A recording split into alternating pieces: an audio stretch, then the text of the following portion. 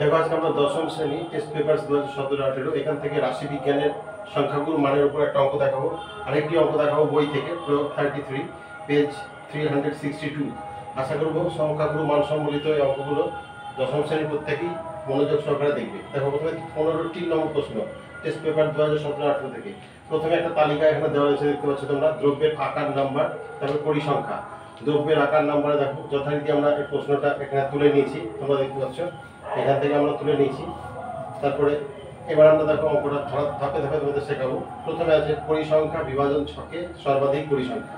দেখো এখানে সর্বাধিক পরিসংখ্যা বলতে আমরা এই তিনটা পাচ্ছি সব থেকে বেশি, সেটা এখানে লেখা হলো, তোমরা জানো। এবার সংখ্যাগুরু মান সম্বলিত শ্রেণী, যেহেতু সর্বাধিক পরিসংখ্যা 18, সেই শ্রেণীটা হচ্ছে আমরা দেখতে পাচ্ছি 12 থেকে 16, এটাই সংখ্যাগুরু মান সম্বলিত শ্রেণী, দেখতে পাচ্ছ। তারপরে এবার আমরা কতগুলো বিষয় লিখবো। দেখো সর্বনিম্ন মান সংখ্যাগুরু সম্বলিত শ্রেণীর নিম্ন মান কত, 12, এটা হচ্ছে এল এর মান। তারপরে F1 মানে হচ্ছে সর্বাধিক পরিসংখ্যা যেটা, সেটা F1, দেখতে পাচ্ছ। F0 হচ্ছে সর্বাধিক পরিসংখ্যার আগের সংখ্যাটা, মানে এইটা 10। তারপরে F2 হচ্ছে F1 এর পরেরটা, মানে এইটা 14, দেখো। আর H হচ্ছে শ্রেণী দৈর্ঘ্য মানে 4 থেকে 8 কতটা দূরত্ব, ডিফারেন্স কত, 4 থেকে 8 4 ঘর, সেই জন্য 4, H এর মান 4। এইভাবে আমরা দেখো এগুলোর মান লিখে নিয়েছি। এবার দেখো নির্ণেয় সংখ্যাগুরু মান, এটা আমরা লিখবো, তোমরা জানো। তাহলে ইকুয়াল টু দিয়ে সূত্রে লিখছি, দেখো L প্লাস, তার ফার্স্ট ব্র্যাকেটের ভিতরে ওপরে লিখবো F1 মাইনাস F0, নিচে লিখবো 2F1 minus F0 minus F2, bracket close করে H, গুণ চিহ্ন দিয়ে H। এটা হচ্ছে সংখ্যাগুরু মান বের করার একটা ফর্মুলা, তোমরা জানো, আগে ওইভাবে শেখানো হয়েছে, তোমরা দেখে নিতে পারো। এবার এই যে অংশটা আমরা এখানে পেলাম, সেটার মান আমরা এখানে বসাবো, ইকুয়াল টু দিয়ে 12 বসাবো। দেখো L এর মান 12 যথারীতি পাচ্ছি আমরা, প্লাস, এখানে যেহেতু প্লাস আছে, প্লাস এবং সূত্র অনুযায়ী দেখো খুঁটিনাটি আমরা লিখবো। এবার ফার্স্ট ব্র্যাকেটের উপর F1 মাইনাস F0, F1 আমরা লিখছি 18, F0 10, দেখো সেটা লেখা হয়েছে। এবার ব্র্যাকেটের নিচে 2F1, 2 ইন্টু F1 মানে আমরা লিখছি 18, মাইনাস এখানে আছে F0 এর মান 10, দেখো দেওয়া হয়েছে, আবার মাইনাস, যেহেতু এখানে মাইনাস আছে, F2 এর মান হচ্ছে 14, দেখো দেওয়া হলো। ব্র্যাকেট ক্লোজ করে গুণ চিহ্ন দিয়ে আমরা H এর মান যেটা, সেটা 4 এখানে বসাবো। এইভাবে আমরা কিন্তু যথারীতি সূত্রটা ধাপে ধাপে বসিয়ে নিয়েছি। ইকুয়াল টু দেওয়া হলো, এখানে যথারীতি পিরিয়ডটা আছে, প্লাস এখানে এটা দেবো আমরা, 18 থেকে 10 বাদ দিলে 8 হয়ে গেল, আর নিচে এই দুটো গুণ করে 36, তার থেকে বিয়োগ যাবে এই দুটো যোগ করে, অর্থাৎ 36 থেকে 24 মাইনাস, দেখতে পাচ্ছ এই দুটো যোগ করে 24 মাইনাস 24, 36 থেকে 24 মাইনাস, ব্র্যাকেট ক্লোজ করা হলো, গুণ চিহ্ন দিয়ে 4, H এর মান যেটা সেটা, এভাবে আমরা দিলাম।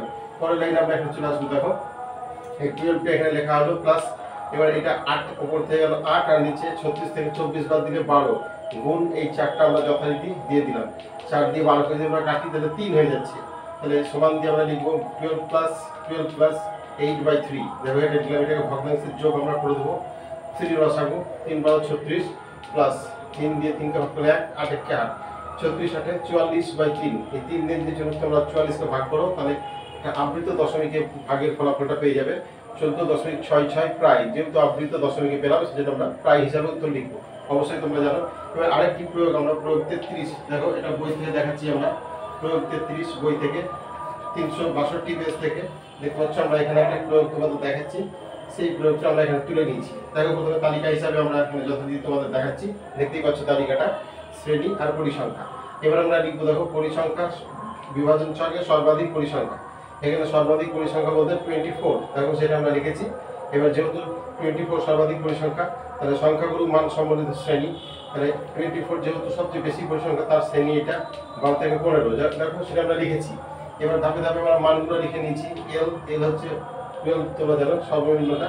F1 হচ্ছে এখানে 24, দেখতে পাচ্ছ আগের মতোই। F0 হচ্ছে তার আগেরটা 12, F2 হচ্ছে 21, আর H হচ্ছে শ্রেণীর উপর 3 থেকে 6, এটা কতটা দূরত্ব, 3, সেজন্য H এর মান 3, শ্রেণীর উপর 3।